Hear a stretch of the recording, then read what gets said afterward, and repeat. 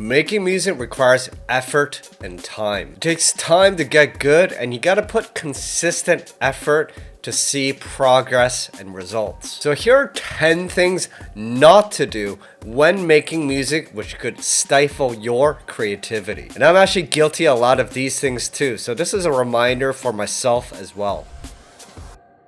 Number 1, don't look at your phone. Turn off all distractions so you can focus. Turn off your browser, turn off YouTube, turn off your TV. Whatever is distracting your focus, turn it off. And I'm guilty of this one a lot as well, as I tend to browse the internet or go on YouTube between sessions. And this is an unhealthy practice because it breaks up your attention and you're not focused on the creative process. Making music requires your complete attention. When you're distracted, you might throw off your creativity, or you might forget an idea that you wanted to do. And now you have to pick up where you left off, trying to remember what you want to do, and this takes time. Related to this tip of having more focus is to remember to breathe. Making music requires a high level of attention, and sometimes when we get super focused, we forget to breathe. This tends to burn us out, and then we won't last during the session. Breathing keeps us engaged in the moment and in the creative process. Number 2, don't listen to other music. This is another one I'm very guilty of. Listening to other music while I'm creating. When you do this, it throws you off from your own creative vision and you start comparing yourself to others. Comparing yourself is an unhealthy practice for a music producer, not only because it's detrimental to your self-esteem, but because it could also stifle your own creativity. When you listen to other people's music, you might want to make it sound exactly like this person, and then you're not being yourself. Sure, we can be inspired by other artists or other sounds, but we each have our own way of doing things, and nobody else can do you better than you. Now, I have talked about the use of mimicking other artists as a learning tool, and this is fine. When you're learning, you have to listen to others for references and ideas. But what I'm talking about is when you get to the point in your creative career where you want to create you. During that session, it's not healthy to be listening to other music because it throws off your creative direction. A better strategy is listen to the music a few hours before a session or the day before, just to get ideas and get creative juices flowing. But when you're actually in the session, focus on the session and don't listen to other music. Number 3, don't produce too loud. Adjust your speakers to a comfortable level. You don't want it excessively loud. Not only could it damage your ears, and when you get ear fatigue, then you may lose objectivity in your mix. And this is especially important when you're trying to get sounds to sit well, when you're trying to layer sounds and compose. You need your ears at optimal level. You want your levels just loud enough so you can enjoy it, but not blaring that it gives you ear fatigue. One tip is to adjust the levels up and down throughout the session. For example, I might be creating and composing and layering at a moderate level during the session. But once I get that loop or groove going, I might want to enjoy the music for a bit. So I might bring it up just for a moment to enjoy the music and feel the music. Once I've had my enjoyment, then bring it back down. Also, another strategy is just to start quieter and gradually bring it up. Calibrate your ears to a lower level first.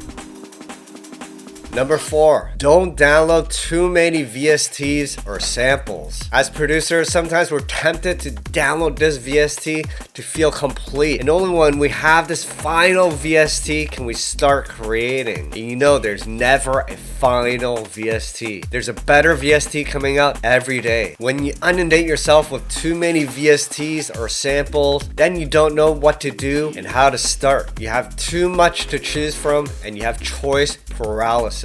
This is another one I'm very guilty of. As a YouTuber, I'm blessed with an abundance of VST tools, and my VST folder is getting a bit too obnoxious. I don't know half the tools in that folder, and I barely use 10% of them. So a good tip is to clean up your VST and sample folders once in a while. Keep everything organized so you can find what you want when you need it very quickly. Limit yourself to a set of go-to tools and samples. Have an organized sample folder and get rid of things you don't use. If you do all these, you'll be much more effective when you open your DAW. Number 5, don't start the same way every time. You may feel like you're in a creative rut and you can't keep doing the same thing and expect different results. For example, you may be a producer that likes to start your session creating a beat each time. And it's easy to fall into familiar patterns and styles when making music. But it's important to challenge yourself with new sounds, styles, and patterns to keep the creativity fresh. Try a different VST, try a different sample, try a different pattern. Try new things by experimenting with a new technique or a new instrument or sample or pattern. By trying new things, you open yourself to new creative avenues. For those that tend to start with a beat, maybe try starting with a melody or a bass line or a chord progression and find your vibe there. Then get to the beat when you found the groove. The key is to try different things when you're making music. You'll be on your way to new ideas. Today's video is sponsored by Skillshare. If you're a beginner and you want to learn the basics of Ableton and music production, I recommend you to check out my Ableton Essential Exercises on Skillshare. I have a number of classes to help you on your journey. If you're just starting out, then check out my beginners, intermediate, and advanced class on drum programming. Then check out my class on writing bass lines. If you're into breakbeats, then check out my class on chopping breaks. And finally, if you want to get into sound design, then check out my class on the basics of Serum. For those that don't know, Skillshare is an online learning community with thousands of classes to help you expand on your creativity and gain new skills. Invest in yourself and your personal growth. If there's a particular skill you want to pick up, then Skillshare is a great place to start. From music production, marketing, graphic design, and social media, there's a number of classes to help you become a more independent artist. One of the classes that really helped me is Learn Piano in 30 Days by Mark Piano the Hyde. In this class, I learned the basics of playing keys, and the way Mark teaches makes it accessible for anyone to pick up the piano. Learning basic piano skills has really helped me become a more fluent music producer. The benefit of Skillshare is that there are no ads. The first 1,000 people that use my link in the description will receive 1 month free trial of their premium membership. So check it out, and I'll see you in my class on Skillshare. Number 6, don't be hard on yourself. Don't force the music. A session may not always work out. We have good days and bad days as music producers. What matters is that you're putting in practice and consistent effort. Sometimes it takes 10 tries until you get something that sounds good. Just keep working on it and eventually you'll find your groove. But if you keep working on it and it's just not working out, just take a break. You don't have to force the music. Music is about the moment and the creative moment. And sometimes you gotta allow that creativity to flow naturally. I know I did say you gotta work on it consistently, and it might sound contradictory. However, if you keep hitting a brick wall, just take a break and allow that creative moment to come back again naturally. Number 7, don't add a mastering chain to your master bus while composing. While I think it's okay to add a limiter, and this is something that some producers do just to get the levels loud, not redlining, I would avoid anything else such as an EQ or compressor because those can throw off the sounds that you hear. For example, if you have a compressor at the mastering bus, it might throw off what your kick actually sounds like. It might sound more thumpier than it actually is. Or maybe you have an EQ on the mastering bus and now your bass sounds much bassier than it actually is. This could have a detrimental impact when you're composing, layering sounds together. You're not hearing it naturally the way it is, but you're hearing it a compressor or EQ and it throws off the sound. In my opinion, it's better to produce dry. Number 8, don't stay in your seat for too long. Sometimes as producers, we're in our seats for long periods of time. We forget to get up and enjoy the music. Once you get a groove going, get up and enjoy the music. Enjoy the groove. Dance around in your studio. Listen to your music from different reference points. in your room. You might start getting new ideas and perspectives on your music. When you sit for too long, you might start to get stagnant, and this could have a stifling effect to your creativity. But when you get up, you start to feel more refreshed, and you'll gain new light and perspective on your music. My favorite thing is to listen to the music from my bass pocket in the corner there.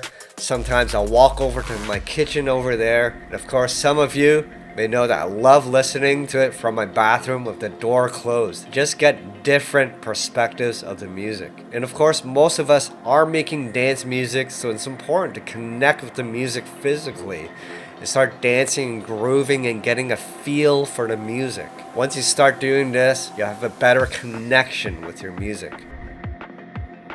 Number 9, don't stay in loop mode for too long. Now I know I advocate the session view in Ableton, which is a loop mode which allows you to throw and jam ideas without being committed to an arrangement. This is actually a positive effect to your creativity. But sometimes as producers, we feel non-committal. We don't want to get outside of the loop, or maybe we're afraid to step outside of the loop. But once you get a strong idea, a number of loops that you're comfortable with, especially if you're working in the session view, then move it into the arrangement view as soon as you can. Sometimes we're afraid to move into the arrangement view for whatever reason, but sometimes you just gotta take that risk and trust that your creative instinct will know what to do. If you stay into loop mode, your track may stay in loop mode forever. It's all about just finding the right elements, jamming until you find an awesome loop,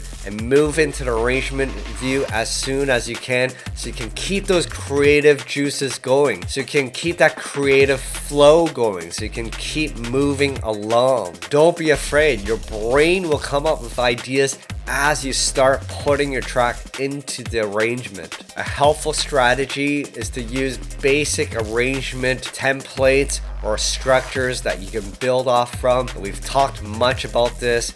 If you want to grab some arrangement templates, you can find some down in the links below. But essentially, you want a basic arrangement structure, and then you can start carving out the ideas right away. You'll start to think of new sounds and layers to add as you work on the arrangement. So yes, work in a session view, jam and find a strong loop. Once you do, get right into arrangement. Number 10, don't rely too heavily on technology. While technology can be a powerful tool to help with the creative process, don't let it take over your entire creativity. When we rely too heavily on technology, this could stifle our creativity. Remember, making music is an art form which requires human input and sometimes even happy accidents. For example, sometimes I rely too heavily on the scale feature in Ableton. And while this is a helpful feature to help you find the right notes and right chords, sometimes it could stifle your creativity because the scale feature hides certain notes. What if that certain note that doesn't belong might actually sound cool in that melody? You'll never know until you try it. So use the technology to help with your creativity, but don't over rely it to a point that it stifles your creativity. Be open to explore outside and trust in your creative instinct. Maybe that key doesn't belong, but sometimes having an unpredictability in your music is what makes it cool. I know I said 10 tips, but here's a bonus. Don't overthink it. A part of the creative process is trusting in your creative instinct and allowing things to happen. And sometimes this could mean allowing happy accidents to happen. It's all about being in the creative moment and allowing things to flow naturally. Happy accidents are important in music. Sometimes it's what makes a track special. Things that you didn't intend to happen, but sounds amazing in the mix. For example, a beat could be slightly off, or you might have hit a key accidentally. A key that shouldn't belong, but for some odd reason, it just makes it that extra special.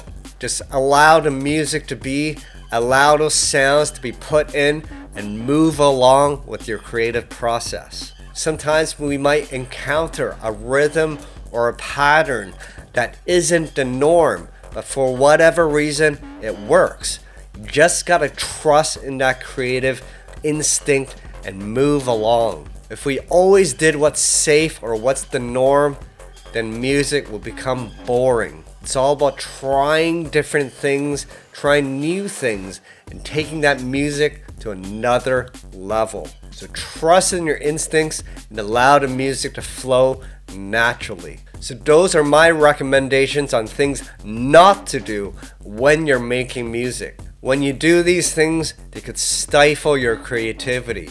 So use the strategies that I mentioned earlier to circumvent these 10 poor habits in creativity, and you'll be on your way to a better creative flow. Hopefully you found value in these recommendations. Comment down below if you have any tips on what you shouldn't do in the studio. If you're looking to jumpstart your creativity, I have a number of sample packs, preset packs, and Ableton kits to help you along your journey. You can find them down in the links below. If you want to learn how to arrange drum and bass, check this popular video up here. If you want tips on how to mix your track, check this video up here. Anyways, thanks for watching, and until the next video, stay safe, stay creative, and peace out.